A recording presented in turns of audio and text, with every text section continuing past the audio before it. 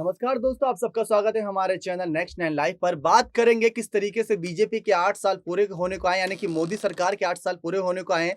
तो बीजेपी अपनी तारीफें करती नजर आ रही है, अपनी तारीफों के पुल बांधती नजर आ रही है कि उन्होंने क्या-क्या कार्य किए इन 8 सालों में। तो दूसरी तरफ कांग्रेस एक भी मौका नहीं छोड़ रही है उन मुद्दों को उठाने में जिसमें विपक्ष कहीं न कहीं पूरी तरीके से नाकामयाब रहा था। और सचिन पायलट ने इस बीच उन 8 बड़े तमाम मुद्दों को उठाया जो इस वक्त राजनीति में सबसे ज्यादा चर्चाओं में थे। तो सचिन पायलट के ट्वीट से ये हकीकत सामने आई है। मेरा नाम है दीपक गुप्ता, मेरे साथ इस खास प्रोग्राम में मौजूद है निखिल, जो आपके सचिन पायलट के जो यहाँ पर तमाम मुद्दे उठाए गए हैं और इस बीच जो सचिन पायलट और अशोक गहलोत को लेकर खबरें सामने आ रही है वो आपके सामने रखेंगे। तो सबसे पहले यहाँ पर सवाल करते हैं कि अभी सचिन पायलट को लेकर हाल ही में जेपी नड्डा ने बयान कसा था कि कंफर्म टिकट नहीं हुआ है, वेटिंग लिस्ट बहुत जारी है। उसके बाद हमें पता चल गया था क्योंकि हार्दिक पटेल ने इस्तीफा दिया। बीजेपी में भले में शामिल ना हो, लेकिन ऐसी खबरें थी कि बीजेपी में शामिल हो सकते हैं। सुनील जाखड़ का बीजेपी में शामिल होना और तमाम छोटे बड़े नेता जो बीजेपी की ओर रुख कर रहे हैं, ये इस ओर संकेत कर रहा है कि आने वाले समय में कांग्रेस पार्टी टूटती जा रही है और बीजेपी उन्हीं नेताओं के दम पर जो कांग्रेस को कभी चलाते थे वो बीजेपी को चलाते नजर आएंगे और सामने विपक्ष के नाम पर आम आदमी पार्टी और जो राज्य के चुनाव होंगे सिर्फ वही पार्टी रहेंगी। तो सचिन पायलट एक तरफ बीजेपी पर तंज कस रहे हैं और दूसरी तरफ बीजेपी में शामिल होने की खबरें सामने आ रही है। इस पर आप क्या कहना चाहेंगे?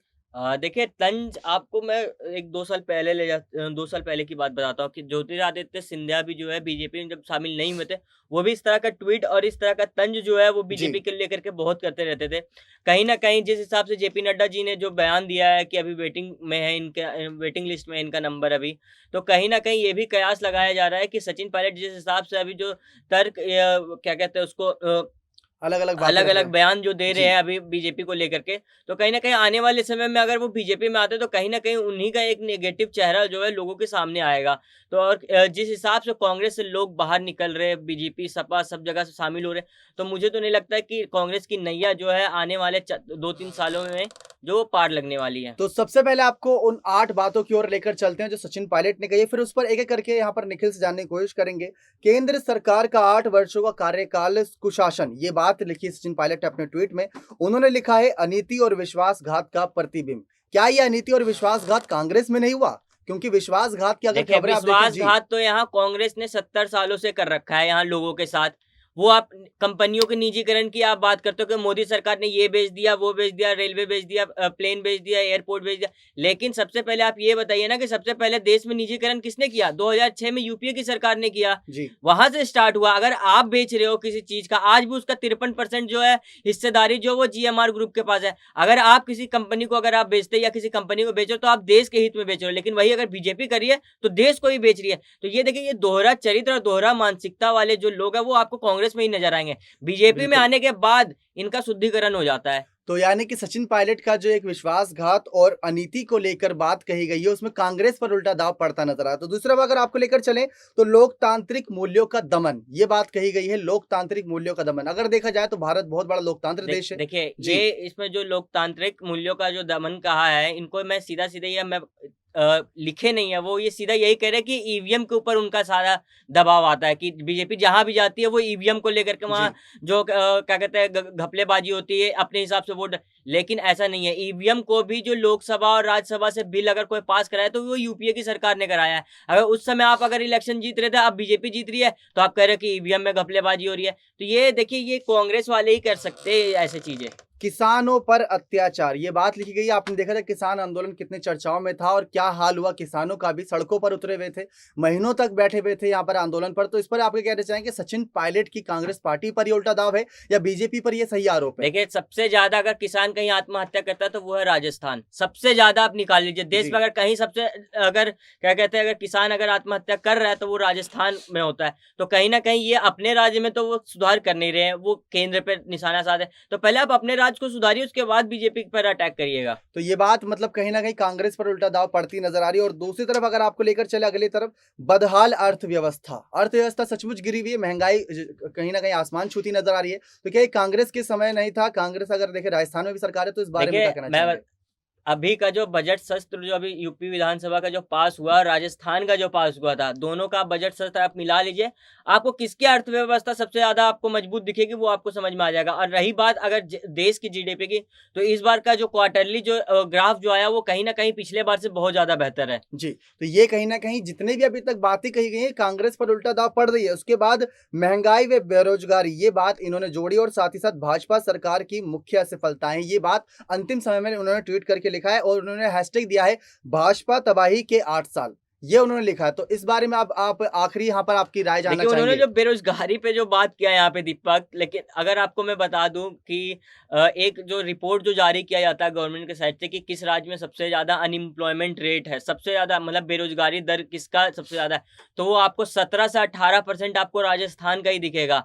आप यूपी की बात कर लो, आप क्या कहते हैं बिहार की बात कर लो या और भी कहीं जहाँ बीजेपी की जो सरकार है, वहाँ आपको 10% से भी आपको नीचे मिलेगा। यूपी में बल्कि अखिलेश के टाइम पे 17% था, अभी 4 से 5% आ चुका है। और राजस्थान में अभी भी जो है 5 सालों का जो जो दर निकला है, जो अनएम्प्लॉयमेंट रेट जो निकला, वो 17-18% ही वो कंटिन्यूअस बना हुआ है। तो कहीं न कहीं ये राजस्थान कांग्रेस की जहाँ भी आप देख लिए पेट्रोल का आप देख लीजिए ना कि पेट्रोल यहाँ पे राज्य सरकार ने कम कर दिया, लेकिन अभी तक जो वहाँ पे भी अभी ₹100 से ऊपर है, इतना उन लोग तो बढ़ा कर अगर के स्टेट टैक्स जो इतना लग रहा जी, है। कुल मिलाकर देखा जाए तो ये अशोक गहलोत सरकार की नाकामयाबी एक तरीके से आपने गिना दी क्योंकि देखिए, यहाँ सत्ता पे में तो देखिए अशोक गहलोत हैं, राजस्थान में देखिए दीपक अभी तो पहले सीएम फेस को लेकर के अभी जो दौड़ विवाद है। हुड़ जी, लगा हुआ है एकदम जी, कि मैं बनूँगा, मैं बनूँगा। लेकिन आप 60 दिन आज से आप 60 दिन लिख लीजिए सीएम फेस की वहाँ पे घोषणा होने वाली है। आज जी। से 60 दिन के बाद। तो कहीं न कहीं सचिन पायलट का जो ट्वीट आया था आपको मैं बता दूँ, उन्होंने ये कहा कि राजस्थान की जो मूल निवासी जो यहाँ पे जन्म लिए हैं, वही सीएम पद का वो सीएम पद अधिकार पर बैठेंगे। बैठ सकता है। तो कहीं न कहीं वो अपने आप को भी एक कह सकते हैं सीएम कैंडिडेट का जो है एक दावेदारी जो अपने आप को पेश कर रहा है। तो कहीं न तो कहीं बिल्कुल। बगावती तेवर हम लोग को अशोक गहलोत और सचिन पायलट के बीच में भी हम लोग को देखने को मिल सकता है। तो ये कहीं न कहीं निखिल की बातें अगर आप देखें किस तरीके से उन्होंने तंज कसे राजस्थान में ही सबसे ज़्यादा किसान आत्महत्या कर रहे हैं, बेरोज़गारी वहाँ पर है। तो ये कहीं न कहीं अशोक गहलोत सरकार की नाकामयाबी एक तरीके से सामने आई। जो हमने नहीं कही, जो ना निखिल ने कही बल्कि वो सच्चाई अखबारों में और न्यूज़पेपर और सर्वे के दौरान सामने आती है। वो हकीकत किसी से नहीं छुपती अगर उसको बदलना है और आने वाले समय में का राजस्थान का हालात पंजाब जैसा ना हो तो सचिन पायलट को क्या कुर्सी सौंप देनी चाहिए? देखिए यहाँ पे सचिन पायलट एक युवा नेता है, आने वाले तेज तर्रार नेता है। यहाँ कहीं न कहीं अशोक गहलोत जो कुछ फैसलों में बहुत टाइम लगा लेते हैं। सचिन पायलट कुछ चीज़ों के डिसीज़न लेने में इंस्टेंट डिसीज़न लेते हैं और सही डिसीज़न। तो मेरे हिसाब से कांग्रेस पार्टी को अब सचिन पायलट को सीएम फेस के लिए आगे करना चाहिए। तो ये एक हकीकत है कि ज्योतिरादित्य सिंधिया का जैसे नाम का ज़िक्र किया गया था, ज्योतिरादित्य सिंधिया भी पहले भाजपा की खूब आलोचना करते थे, लेकिन अब आप देख लीजिए कि जो 9 रत्नों के 9 हीरो के बारे में बात की जाती है, उसमें ज्योतिरादित्य सिंधिया भी एक मुख्य रूप से हैं। तो अभी इस समय भी हार्दिक पटेल ने भी बहुत बुराई करी थी, लेकिन भाजपा की तारीफ भी करी अब और जिस तरीके से सचिन पायलट ने यहाँ पर तंज कसे, वो कांग्रेस पर उल्टा अब दाँव पड़ते नज़र आ रहे हैं। तो जाते-जाते आपसे छोटा सवाल है कि आने वाले वक़्त में जिस तरीके से अभी सचिन पायलट रुख आज़मा रहे हैं, तो क्या हार्दिक पटेल और ज्योतिरादित्य सिंधिया की तरफ क कदम उठा सकते हैं वो भी? देखिए बिल्कुल यहाँ पे उठा सकते हैं और जिस हिसाब से और जिस कॉन्फिडेंस से जेपी नड्डा जी ने जो बयान जी, दिया था कि आपका भी नंबर मतलब सचिन पायलट का जो वेटिंग लिस्ट नंबर में। वेटिंग लिस्ट में भी कंफर्म नहीं हुआ है, तो वो मुझे नहीं लगता कि कंफर्म होने में टाइम भी लगेगा।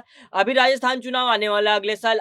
चुनाव से 1 महीना ठीक 1 महीना पहले आपको पता चल जाएगा कि सचिन पायलट का रुख किसके तरफ ज़्यादा है। क्योंकि जिस हिसाब से कांग्रेस में जो अभी फूट देखने को हम लोगों को नज़र आ रहा है, ये कहीं न कहीं और भी आगे बढ़ते हुए नज़र आएगा। तो सबसे पहले तो आला कमान को फैसला लेना होगा कि वो किसको यहाँ पर सीएम पद सौंपते हैं, क्या अशोक गहलोत के साथ जाना पसंद करेंगे या सचिन पायलट की ओर रुख करेंगे, क्योंकि पंजाब के हालात देखकर कांग्रेस पार्टी बहुत चिंता में है और गुजरात से पहले हार्दिक पटेल ने उनको चिंता में डाल दिया है। तो ये था दोस्तों आज का हमारा खास प्रोग्राम जहां पर हमने सचिन पायलट और अशोक गहलोत को लेकर तमाम जानकारी दी और साथ साथ मोदी सरकार के 8 साल के काम काज को लेकर जो सचिन पायलट ने सवाल खड़े किए वो भी जानकारी दी। तो आपसे जाते जाते एक सवाल पूछते हैं कि राजस्थान में आप किसको सीएम फेस के रूप में देखते हैं, अशोक गहलोत या सचिन पायलट? अपनी राय कमेंट सेक्शन में रख सकते हैं। बने रहे चैनल के साथ ऐसी और तमाम जानकारियों के लिए धन्यवाद।